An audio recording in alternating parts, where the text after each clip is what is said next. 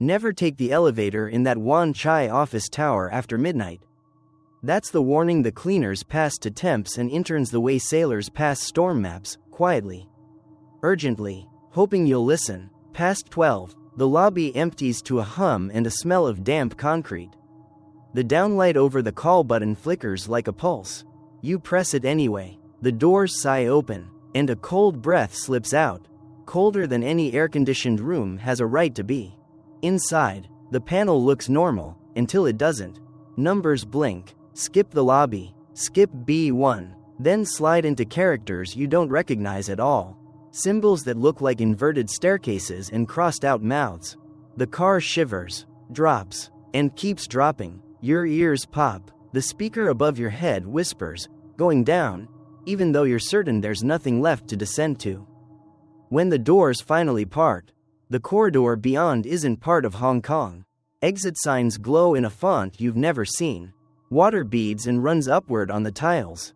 Doors line both sides, no handles, no hinges, like scars that forgot how to close. At the far end, a figure stands facing the wall, motionless, as if listening for you through concrete. You hit G, F, until your thumb aches. The elevator does not care. It never brings you back to where you started. Wan Chai's skyline is a mosaic of glass and steel, but tucked between the towers are older blocks, sturdy relics from the 1970s. One such building, 12 stories high, had long since lost its shine. The lobby tiles were cracked. Fluorescent bulbs hummed and sputtered, and the air always carried the faint tang of mildew.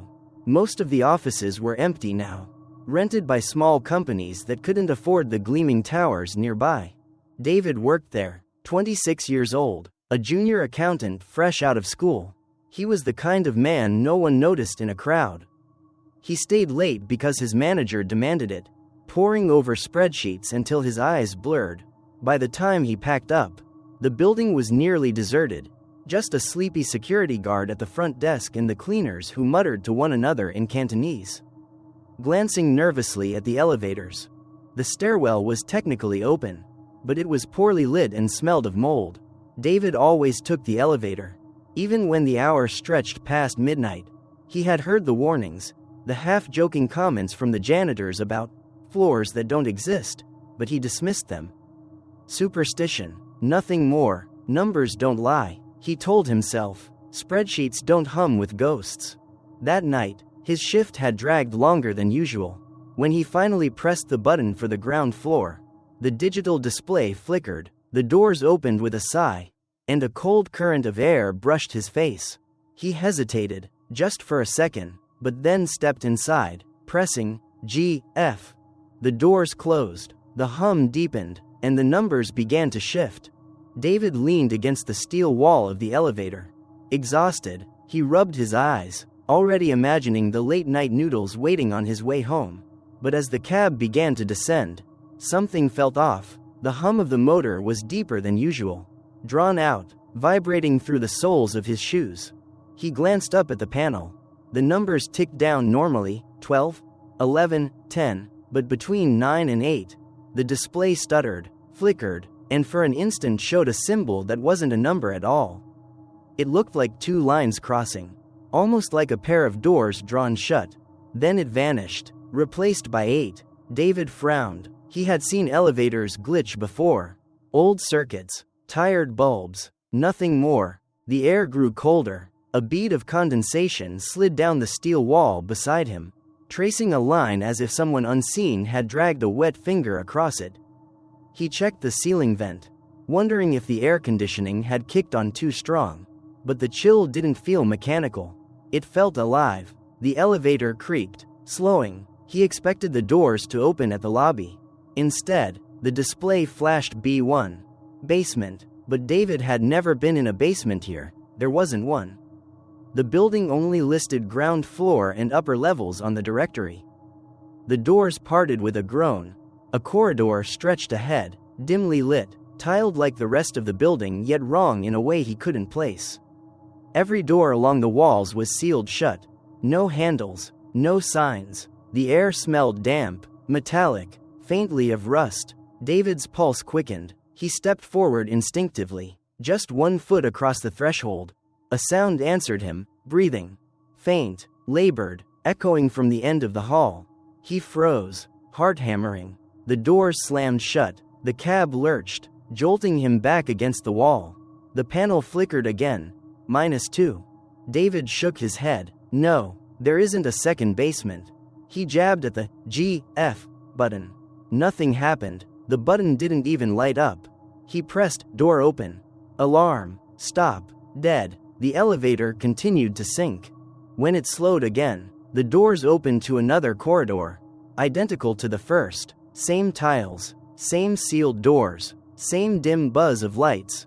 But this time, the walls dripped steadily, rivulets running upward instead of down. David stumbled back, horrified, his reflection in the elevator's steel panel blurred, stretched, as if something else was standing behind his shoulder. The doors closed on their own. The cab sank deeper. The hum of the machinery deepened until it no longer sounded like an elevator at all. It groaned, strained, as if dragging its weight through stone rather than cables. David's ears popped with pressure, like he was sinking underwater. The display above the doors spat out fragments of numbers. -3. -5. Then something like a question mark. Then nothing at all. The panel flickered with static before stabilizing on a blank red dash. The elevator slowed. David braced himself, palms clammy, as the doors opened again. This corridor was darker. The fluorescent tubes overhead buzzed faintly, their light sickly green. The air reeked of mildew. He saw the same endless hallway lined with doorways, but now the tiles were cracked, patches of mold crawling across the walls.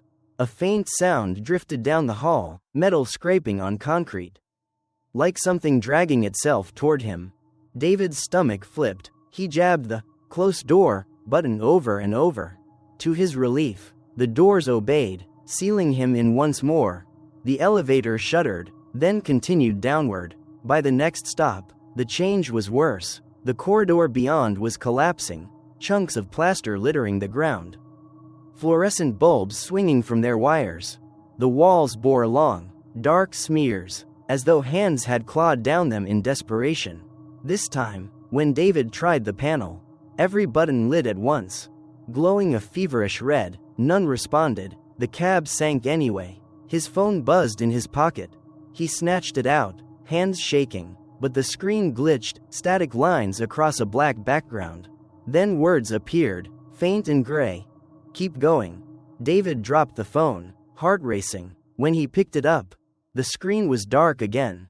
The elevator jolted violently, sending him sprawling. The lights cut out for 3 seconds. In the pitch black, he heard whispering all around him, voices pressed close to his ears though no one was there. He couldn't make out words, only the cadence of pleading. When the lights flared back, his reflection in the mirrored panel didn't match him. It was smiling. The cab descended faster now, weightless, his stomach lurching as if in free fall. David clutched the handrail, knuckles white, eyes fixed on the panel. The display scrolled symbols he didn't understand, circles, slashes, crooked crosses, before halting on -13.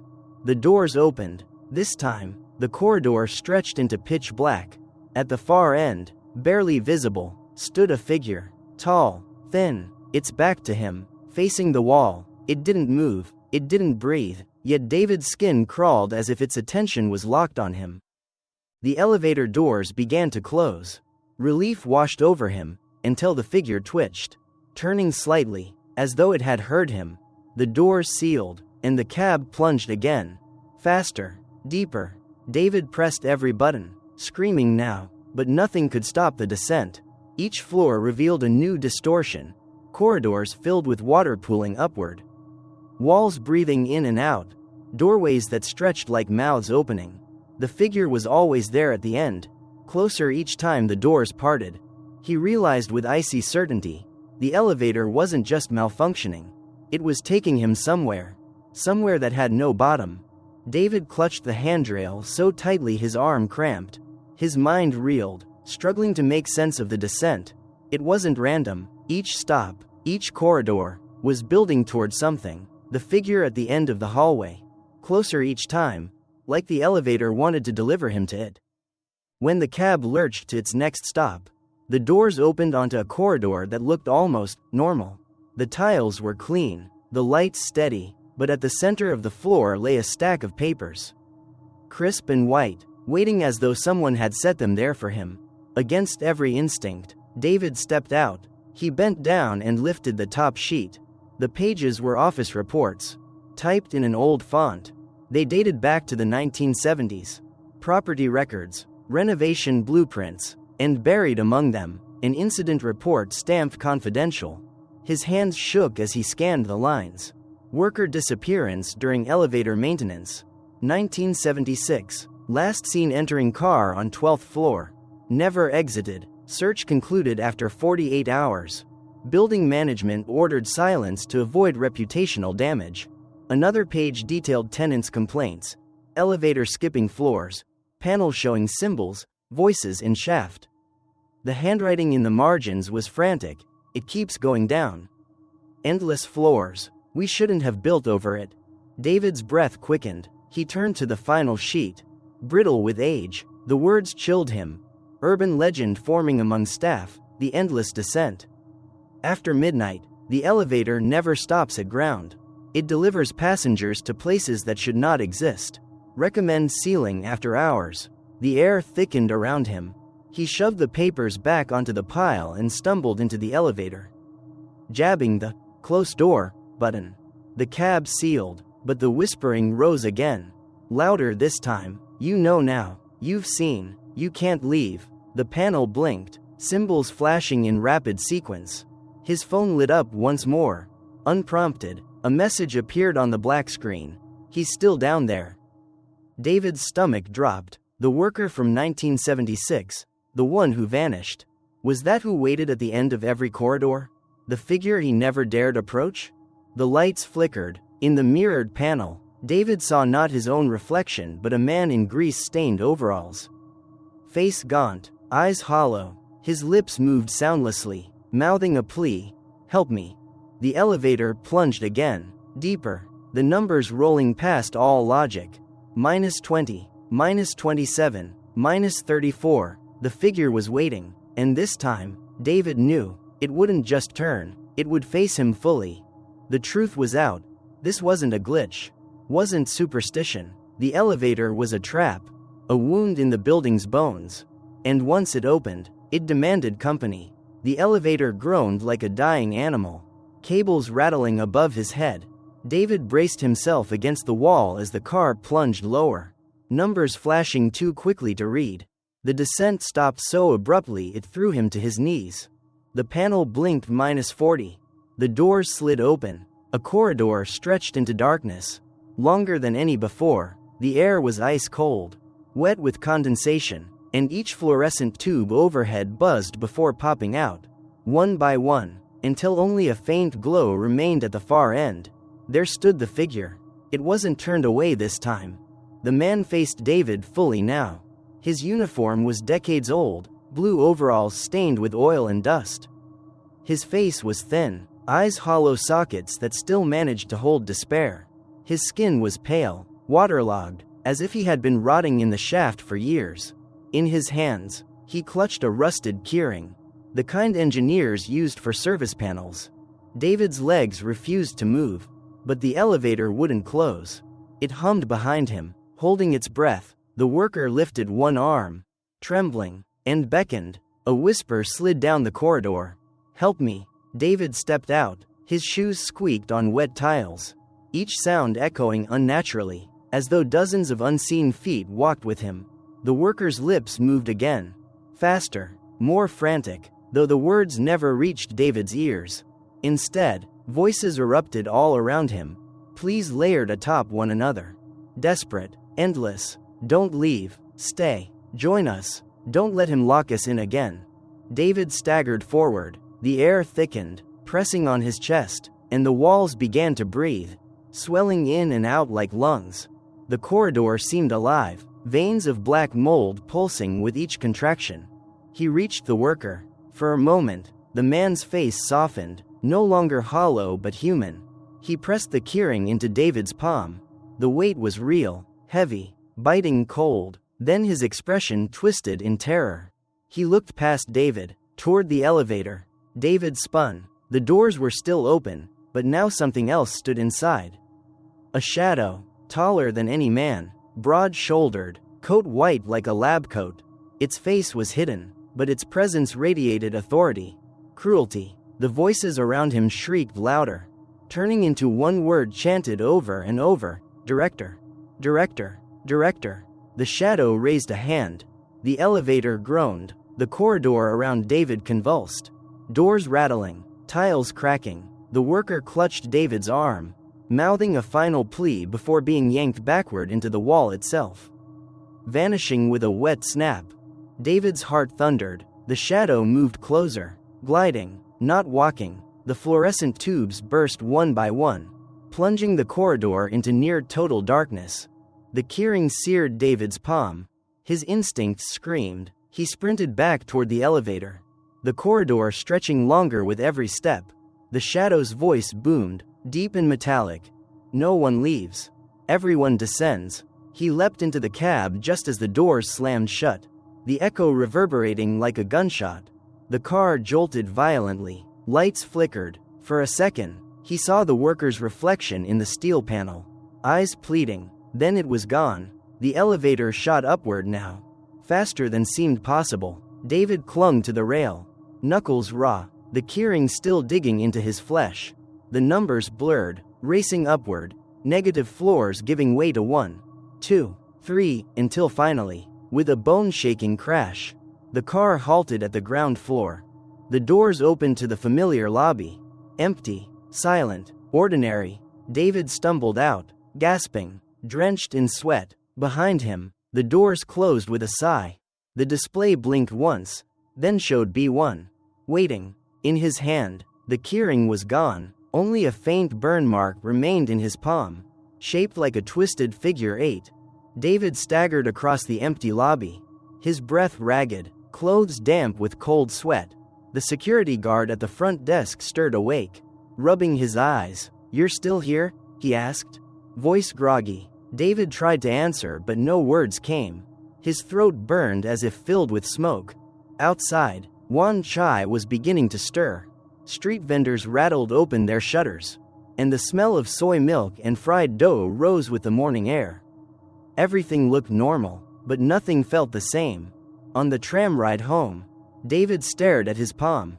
The burn mark remained, an angry, twisted shape like a figure 8, etched deep into his skin. He rubbed at it until it bled, but it didn't fade. It pulsed faintly, like a second heartbeat. That night, when he finally lay in bed, sleep refused him. Every time he closed his eyes, he saw the endless corridors, the faceless director, the worker's pleading stare. He could still feel the weight of the keyring in his hand, though it had vanished. In the days that followed, the nightmares worsened. Sometimes, when he entered other buildings, he swore he could hear the hum of that same elevator, faintly beneath his feet. And once, passing through a mall at closing time, he caught sight of a floor button glowing red, -13.